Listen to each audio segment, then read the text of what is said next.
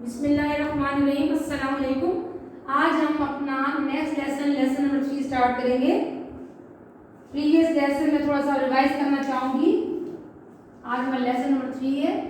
Previously हमने पढ़ा था जी anatomy of the human respiratory system.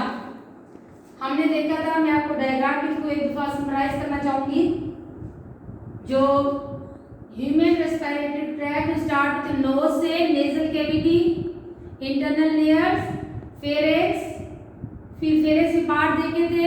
Farex का वो हिस्सा जो नेजल कैविटी से नजदीक है नेजोफेरेक्स, वो हिस्सा जो बकल कैविटी से नजदीक है ऑरोफेरेक्स, वो हिस्सा जो लैरिंक्स के नजदीक है लेरिंजियोफेरेक्स कहते हैं।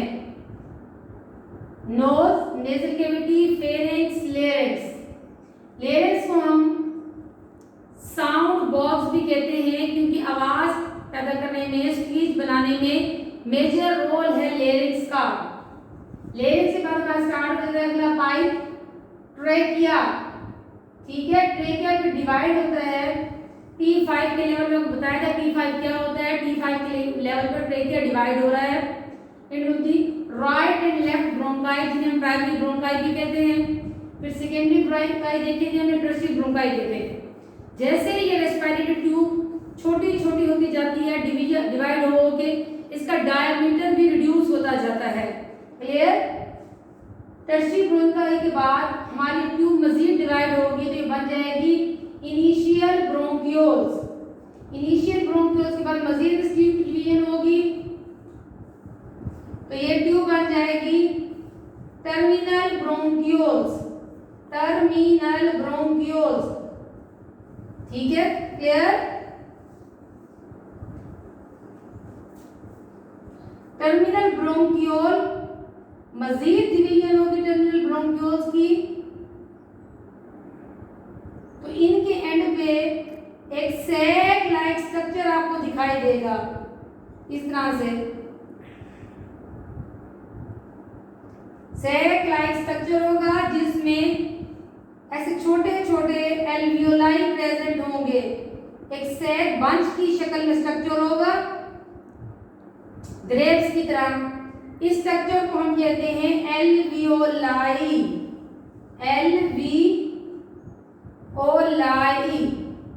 एल्वियोलाई जिस सैक में मौजूद होंगे उस सैक को हम कहेंगे एल्वियोलर सैक। Alveolar sac. ठीक है स्टूडेंट?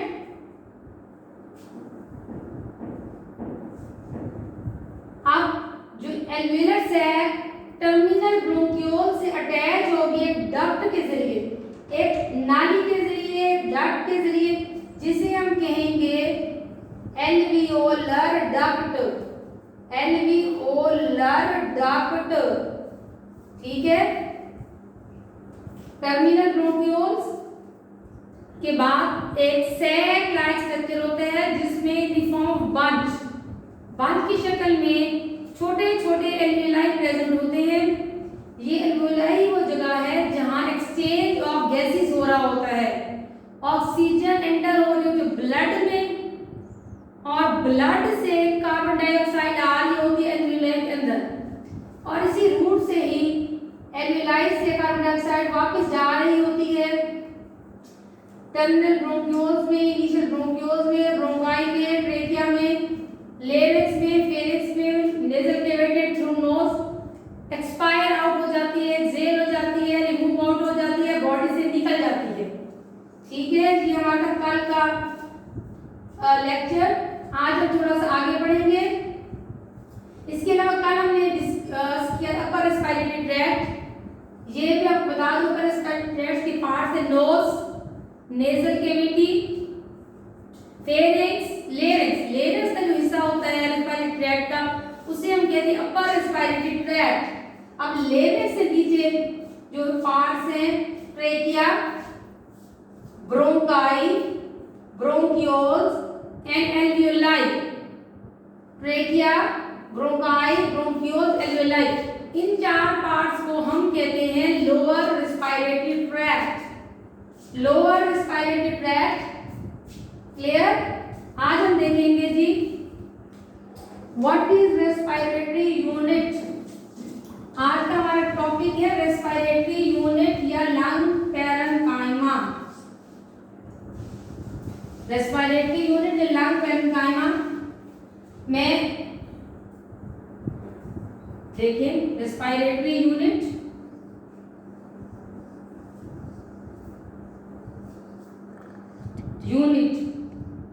या लंग पैरेन्काइमा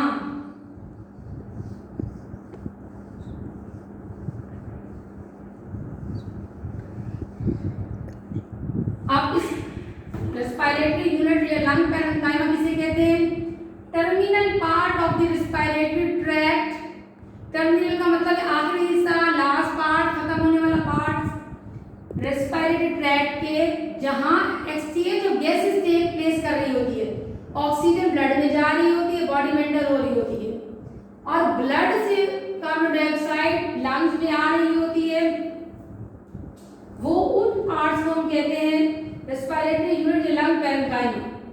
अब टर्मिनल पार्ट्स आखिरी से कौन से हैं रेस्पिरेटरी ट्रैक्ट के? अभी आपको बताया ड्रॉ करके, एल्वियोलाई एंड टर्मिनल ब्रोंकियोल्स बनाते हैं आखिरी portion of the respiratory tract, जिसे हम कहते हैं रेस्पिरेटरी यूनिट या लंग पैरेन्काइमा।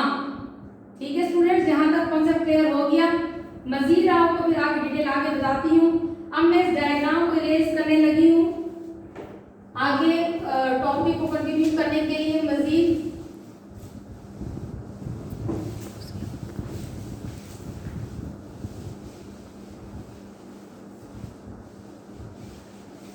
आज का जो हमारा टॉपिक है थोड़ा सा मैं आपको बता दूं।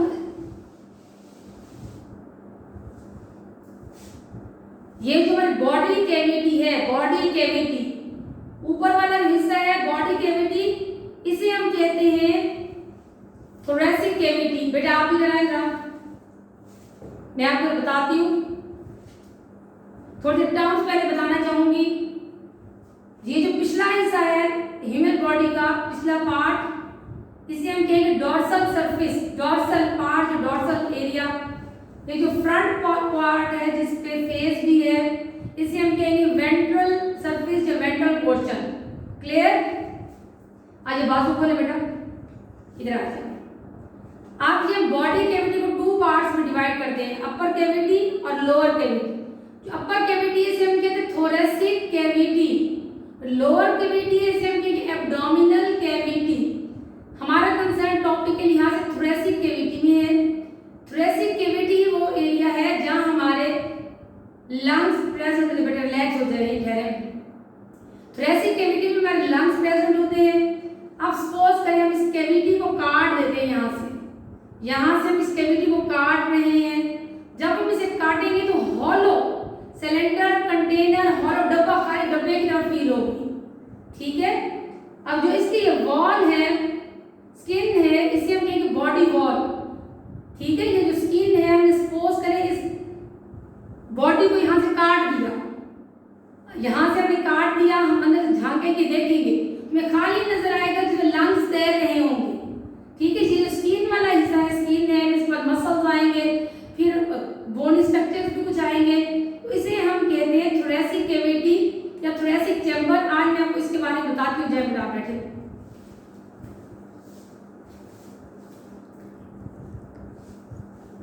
आइए मैं आपको ड्रॉ करके बेटा बताऊंगी।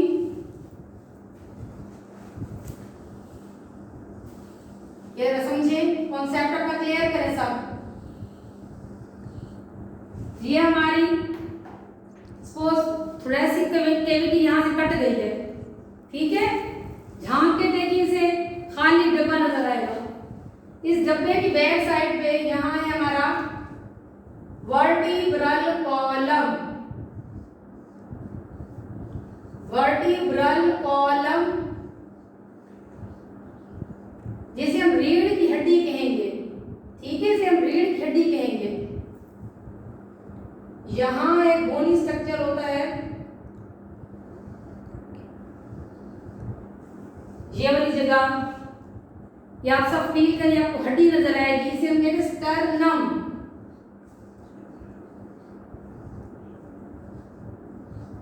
इस हड्डी का नाम स्टर्नम है। ये ये थोरेसिक कैविटी आप समझ लें। इसके पीछे डॉर्सल सर्फेस बताया है पिछले हिस्से पे, वर्टिब्रल कॉलम पड़ा है, सामने हमारी है स्टर्नम, रेडिकुलेट स्टर्नम। अब ये एंटीरियर इसका डॉर्सल वेंट्रल सर्फेस होगी साइड से भी एक हड्डियों का ढांचा है जो इन्हें कंबाइन करता है, जिन्हें हम कहते हैं रिब्स। अब आप देखिए स्टूडेंट्स,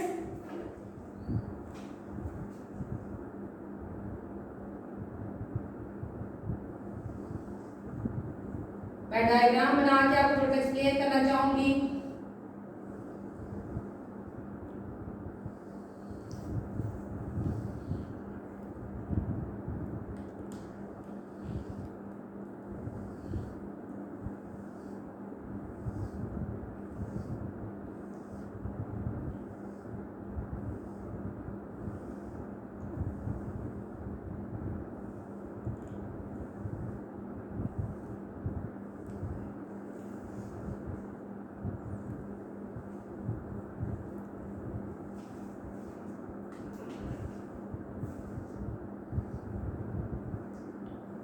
पीछे पड़े जी थोरेसिक चैम्बर या थोरेसिक कैविटी के पीछे पड़े वर्टिब्रल कॉलम, सामने है जी स्टर्नम,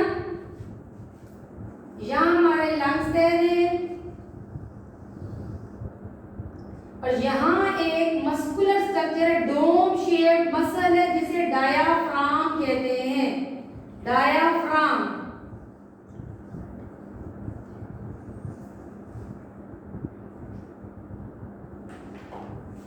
इस थोरेसिक कैविटी एंड पे आप सब फील करें, यहाँ हमारे मसल है इस तरह की शक्ल है, इस तरह की डायाफ्राम।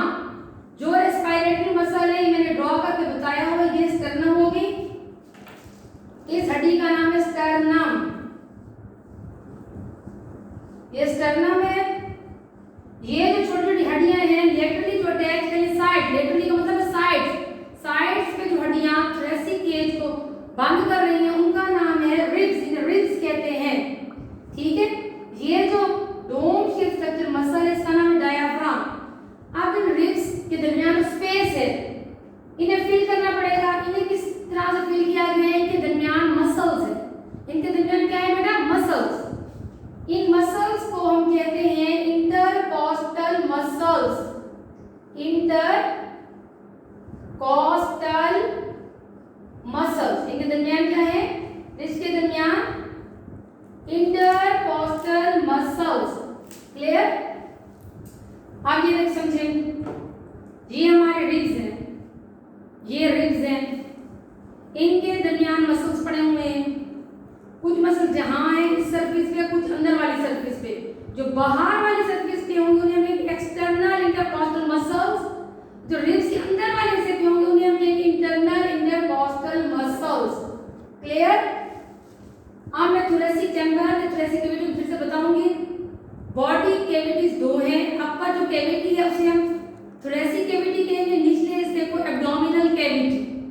अब थोरेसिक कैविटी का स्ट्रक्चर ये है कि इसके पिछले हिस्से में बैक पे डॉर्सल सर्फेस पे वर्टिब्रल कॉलम पड़ा है, फ्रंट पे सामने है इसका एक बोन है जिसे हम स्टर्नम कहते हैं, लेटरली इसकी है रिब्स, 12 पेयर ऑफ रिब्स होती हैं, इनके दरमियान मसल्स होते हैं जो फिल करके रखते हैं। फिर एंड पे है एक स्ट्रक्चर और रेस्पिरेटरी मसल है जिसे हम डायाफ्राम कहते हैं। Clear students?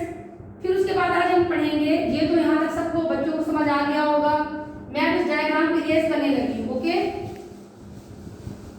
पढ़ने हैं थोड़ा सा mechanism of breathing. What is mechanism of breathing?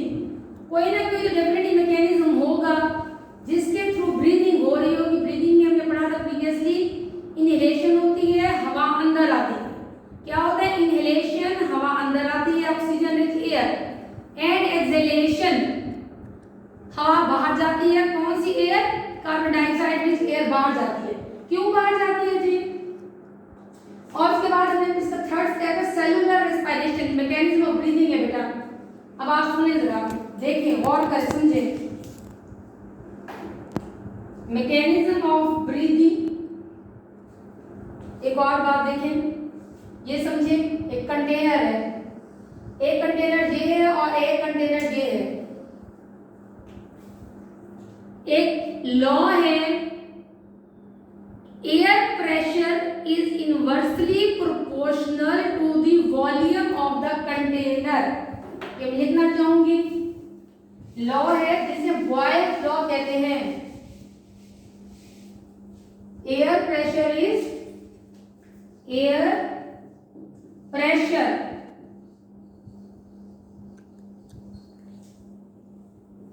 inversely proportional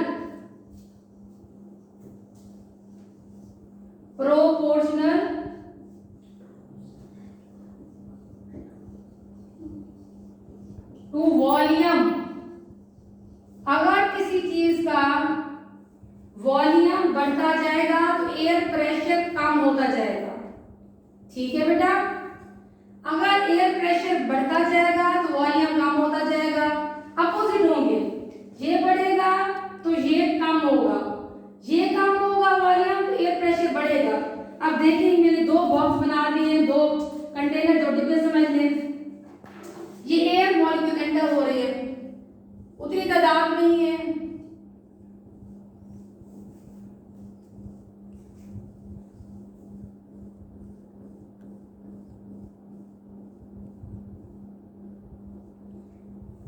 air pressure इसमें कम है, देखें वॉल्यूम ज्यादा है, मॉलिक्यूल्स वही है एयर के, यहाँ कम इंक्लूजन होगी, कम टकराएंगे, प्रेशर हवा का दबाव कम होगा इस कंटेनर में क्योंकि इसका वॉल्यूम ज्यादा है।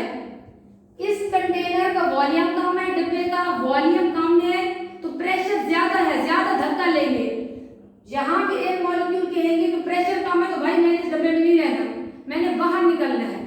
यही मैकेनिज्म है हमारी इनहेलेशन एंड एक्सहेलेशन में अप्लाई हो रहा है।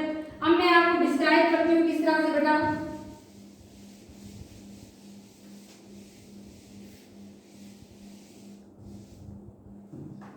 इनहेलेशन पहले कंसीडर करते हैं, इनहेलेशन।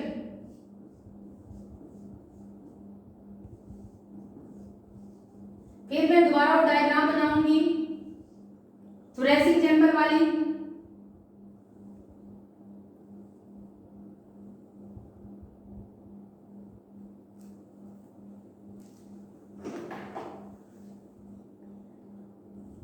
ये है वर्टिब्रल कॉलम, पीछे है, आगे स्टर्नम है, यहां जा रही है रिब्स, यहां क्या है जी रिब्स।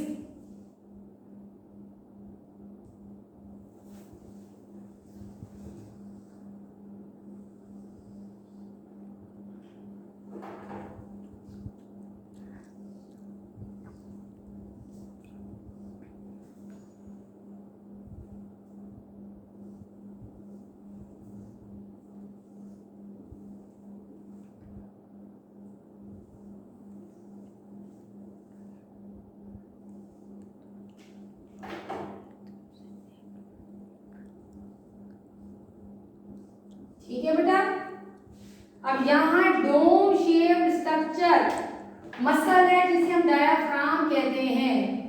ठीक है, अब हमने पढ़ा इनहेलेशन, हमने हवा अंदर लेनी, कैसे जाएगी, इस तरह से तो नहीं होगा ना, एटमॉस्फेयर में एयर फिर रही है, भाग रही है, दौड़ रही है, अपनी मर्जी से अंदर नहीं जा सकती। कोई ना कोई मैकेनिज्म होगा, कोई ना कोई तरीका होगा जिसके थ्रू एयर अंदर जाएगी। जब इसका अब हमने लंग्स, यहाँ होते हैं लंग्स, लंग्स पढ़े हैं, लंग्स का वॉल्यूम हमने करना है इंक्रीज 1। अब हमने यहाँ हमने इनहेलेशन करने के लिए कोई मैकेनिज्म करना है। ठीक है बेटे, आज हम अपना लेसन की खत्म करते हैं। इंशाल्लाह कल हम हाजिर होंगे अपने नेक्स्ट लेसन के साथ। थैंक यू, अल्लाह हाफिज़।